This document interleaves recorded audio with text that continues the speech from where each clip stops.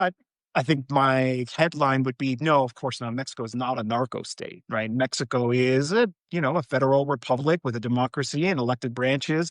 There is the influence of organized crime groups at the local level, at the state level, but I would categorically reject this notion that is often, uh, offered up in mainstream media in the United States that Claudia Sheinbaum herself or her ministers are somehow tied to organized crime. There's no evidence of that whatsoever. And if you don't believe us, you can listen to Secretary of State Marco Rubio, who was just down here yesterday, a few blocks from here, saying, my respect and admiration for the labor of Mexico in confronting narco-terrorist groups.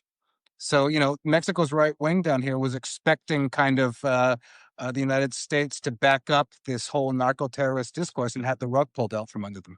So if you don't believe us, you can listen to Rubio, who's certainly not historically been any friend to Mexican progressive forces. Yeah, but broken clocks, right?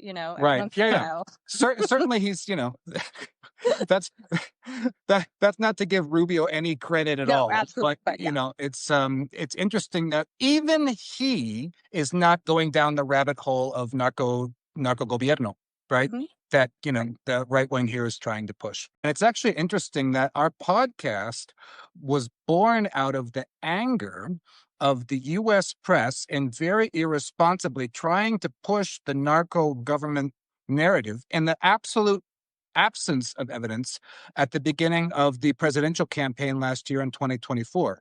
So you saw on the same day, 3 articles come out from ProPublica, Deutsche Welle, and Inside Kran, all of them with obvious leaks from the DEA, trying to push the narrative that there was some connection between drug traffickers and López Obrador's first campaign in 2006, the fraudulent campaign that José Luis mentioned. But there was no evidence about it. They were saying that maybe somebody was in touch with somebody in the staff who maybe got some kind of money, but there was nothing there. There was nothing there. And they even had to, effectively admit and under questioning that, it was a nothing burger. So then the New York Times comes out the following month in February and tries to play the same game with López Obrador's subsequent campaign in 2018. It was our anger at that kind of irresponsible coverage that led us to start this podcast in the first place. Obviously, part of our job is to cover U.S. media reporting on Mexico. A large part of the problem is that foreign correspondents come here and they live in a bubble. In the wealthy parts of the city, places like Polanco and Lomas, they circulate with the, Mexico elite, absorb that message and parrot it back to U.S. readers.